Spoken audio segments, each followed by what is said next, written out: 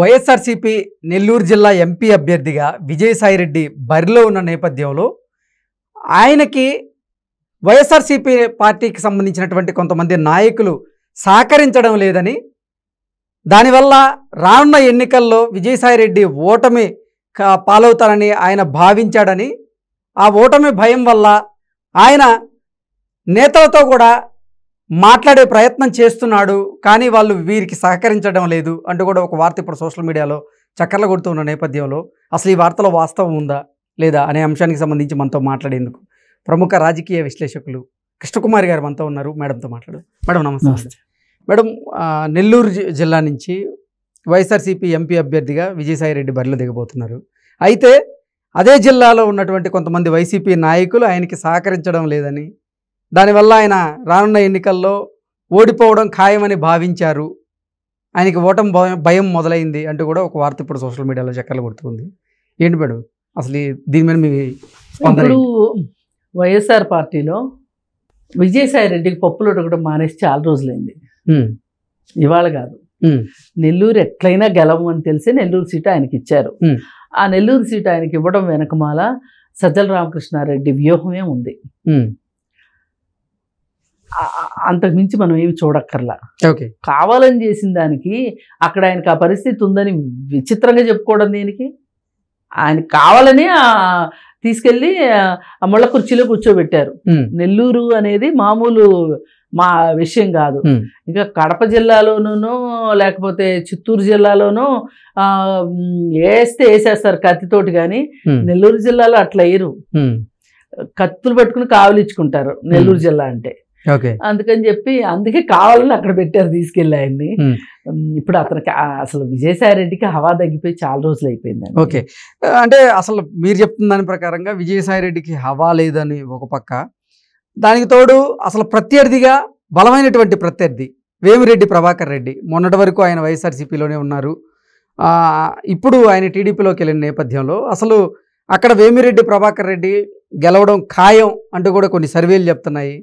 ఇక్కడేమో ఈయనకి ఆ లోకల్గా ఉన్నటువంటి క్యాడరే సపోర్ట్ చేయట్లేదు. సో ఏం చేయాలో అర్థం కాక సతమతం అవుతున్నాడు విజయసాయిరెడ్డి అంటూ కూడా వార్తలు వస్తున్నాయి. వాస్తవం ఇది. ఎందుకంటే ఆయన పార్టీలో నుంచి వెళ్ళిపోయిన తర్వాత ఇప్పుడు కొంతమంది ఏంటంటే వేమిరెడ్డి ప్రభాకర్ రెడ్డి లాంటి వాళ్ళు లేకపోతే ఇంకొకళ్ళు వాళ్ళు వ్యక్తులుగా అక్కడ గుర్తింపు ఉన్నవాళ్ళు. అవును, వాళ్ళు ఏ పార్టీలోకి వెళితే ఆ పార్టీకి వాళ్ళ వల్ల గుర్తింపు వస్తుంది, పార్టీ వల్ల వాళ్ళకి ఉపయోగం ఉంటుంది.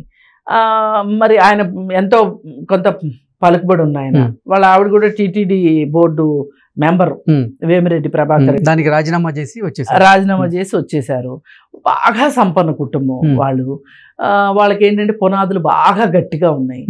మరి వాళ్ళు ఏమి మనస్తాపం చెందారో, ఏ వైఖరికి మనస్తాపం చెందారో కానీ ఎవరో ఎందుకు స్పెషల్గా మాట్లాడుకోవాల్సిన అవసరం ఉంది.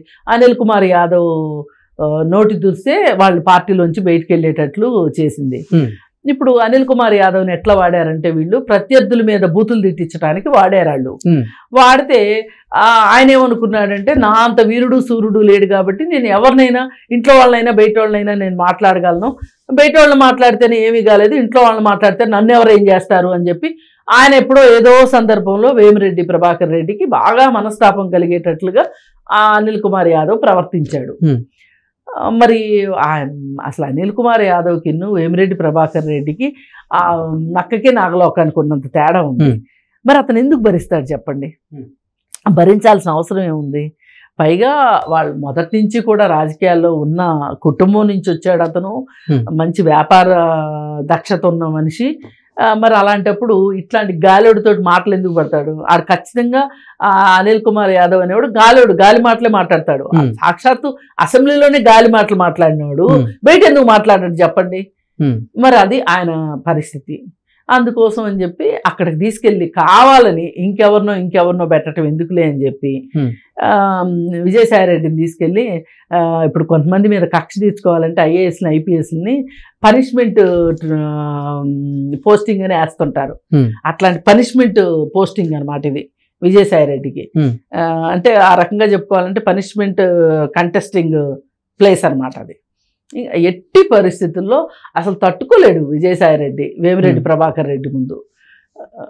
పైగా ఆయనది చిత్తూరు జిల్లా, ఎవరిది కడప జిల్లా, ఎవరిది విజయసాయిరెడ్డిది. ఆ కడపలో ఇవ్వచ్చు కదా. ఏది ఏమైనప్పటికీ కావాలని ఇప్పుడు జగన్మోహన్ రెడ్డి, సజ్జల రామకృష్ణారెడ్డి గారు ఇద్దరూ కలిసి స్థానభ్రంశాలు చేస్తున్న పరిస్థితిలో ఉన్నారు కదా వాళ్ళు.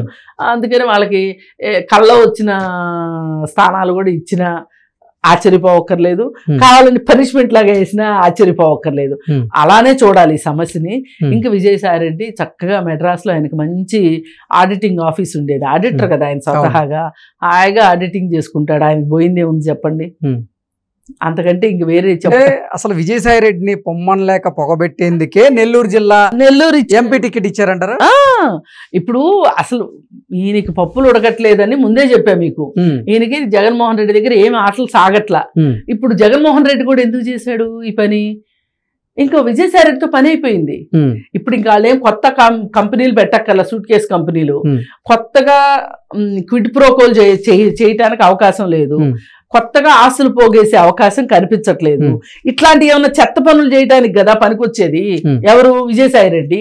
ఇప్పుడు సజ్జల రామకృష్ణారెడ్డి ఎట్లా పనికొస్తాడు అంటే ఈ ఆస్తులను కాపాడటానికో రాజకీయంగా తనకి అండాదండగా ఉండటానికి విజయసాయిరెడ్డి పనికొస్తాడు, పనికిరాడు. కాబట్టి ఇప్పుడు ఎవరు అవసరం? సజ్జల రామకృష్ణారెడ్డితో పని ఉంది. అందుకని సజ్జల రామకృష్ణారెడ్డి మాట సాగుతుంది అక్కడ. ఎవరికి సీట్ ఇవ్వాలన్నా ఎవరికి ఇవ్వద్దన్నా ఇప్పుడు ఎందుకండి, ఒకటే లిట్మస్ టెస్ట్. విజయసాయిరెడ్డి ఆయనకు సీటు కాకోకుండా ఇంకెవరికన్నా సీట్ ఇప్పించుకున్నాడేమో చూడండి. ఆ పార్టీలో ఎవ్వరికి ఇప్పించట్లేదు, ఇప్పించే పరిస్థితే లేదు. అది ఇది గట్టిగా మాట్లాడితే నీకు కూడా సీట్ లేదంటారు. పైగా విజయసాయిరెడ్డి మీద ఒక కోపం ఏంటి అంటే వాళ్ళ సొంత బావమరిదిని ద్వారకానాథరెడ్డిని తెలుగుదేశంలోకి పంపించాడు అనే ఒక పరిస్థితి కూడా ఉంది అక్కడ. ఈయన ఇక్కడున్న కోవర్ట్ అని కూడా ఫీల్ అవుతున్నారు వాళ్ళు. అందుకని ఆయనకి పనిష్మెంట్ వేశారనమాట. ఒకప్పుడు మనకి పనిష్మెంట్ గా అండమాన్ జైలుకి పంపించేవాళ్ళు కదా, అట్లా ఈయన్ని నెల్లూరు పంపించారు. అంతకంటే వేరేగా చూడక్కర్లేదు. ఇక ఏది ఏమైనా ఈ ఎన్నిక తర్వాత విజయసాయిరెడ్డి రాజకీయ జీవితం ముగింపు దశకు వచ్చేసింది. ఆయన ఏమి స్వతహాగా రాజకీయ నాయకుడు కాదు, ఆయన ఆడిటరు. ఎవరి పని కుక్క చేయాలి, గాడిద పని గాడిద చేయాలన్నట్లుగా అనవసరంగా వచ్చి ఇరుక్కుంటే ఇలాగే అవుతుంది. పైగా బోల్డ్ ప్రాక్టీస్ పోయింది ఆయనకి.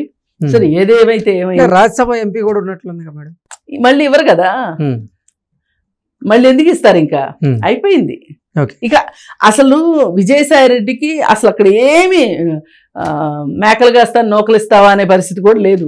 ఓకే, అంటే వైఎస్ఆర్సీపీ అధినేత జగన్మోహన్ రెడ్డి ఇక విజయసాయిరెడ్డికి చరం గీతం పారబోతున్నారు. పాడేశాడు, ఇప్పుడు కాదు ఎప్పుడో పాడేశాడు.